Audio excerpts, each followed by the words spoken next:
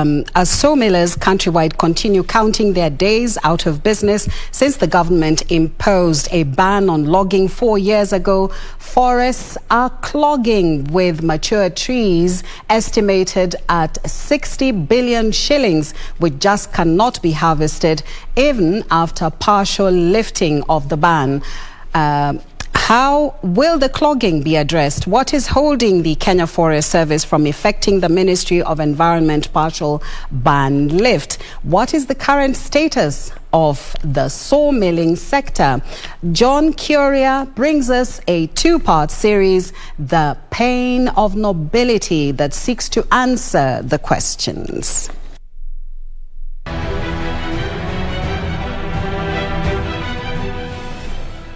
The ban on harvesting by the government of the Republic of Kenya was meant to end deforestation and depletion of trees.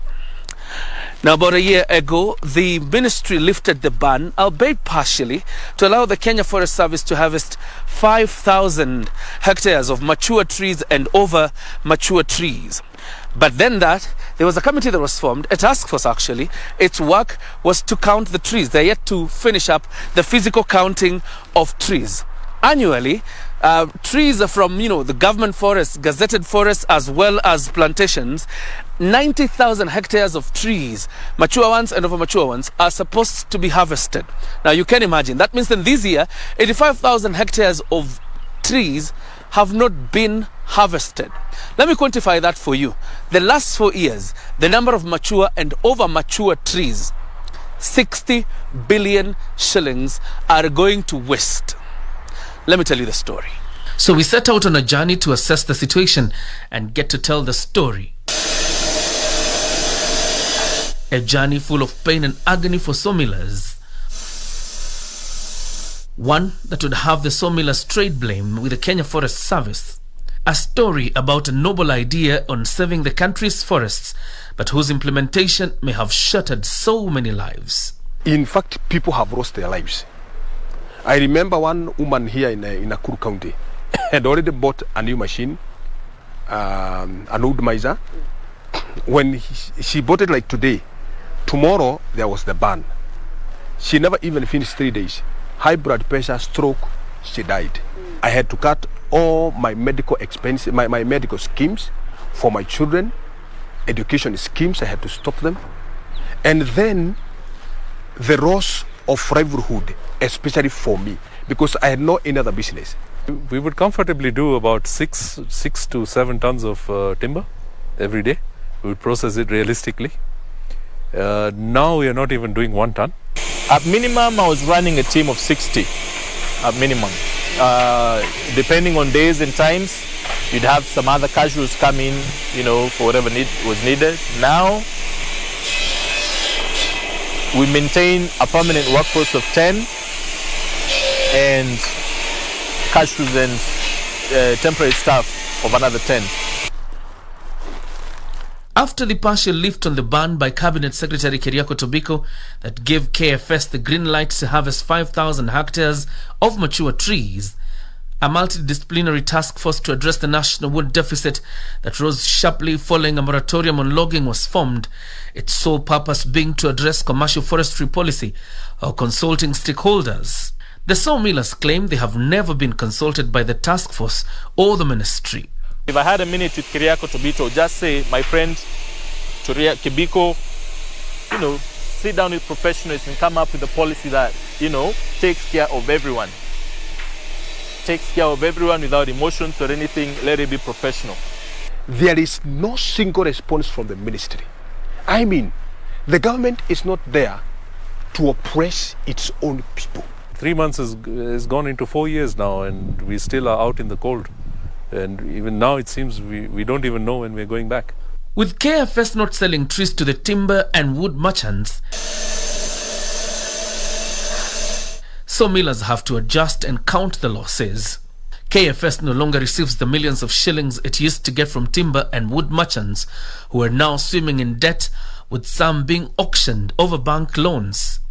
Most of the sawmillers have been auctioned. Most of their properties have been auctioned. I being one of them, I told the bank, I never closed up my business. This just a moratorium. The government came in and stopped everything. Told them, because I don't want to die quickly. The provider that I had given, you just said it, because I have no choice. The scaling down of operations in the mills and the cost of either hunting for trees from private farms has led to massive losses of jobs and livelihoods. Some, owing to the less restrictive trade policies in neighboring countries, are ferrying timber from Tanzania and Congo, and others from as far as China, which continues to push up the cost of timber and wood, a cost passed on to the consumer. It's very convenient when we're working in the forest, because then we're working in one place. It's easier to manage, the logistics are much easier. It's easier, you're dealing with one client, that is KFS. You pay KFS, you pick your material, you come process it, and that's the end of it. Now, when we're going into people's farms, etc., you've got to scout for the trees. When you scout, you're maybe going to get 2 trees here, 5 trees 10 kilometers down the road. So the expenses are obviously higher. The farmer, obviously now, because he knows there's a shortage of material, the prices are going to go up. So that affects our costing. Probably have a radius of 10 kilometers before you gather some 20 trees that are commercially viable for production.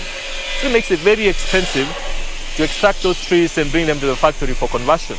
And so the story of pain continues. But like a coin and its 2 sides, so is the story.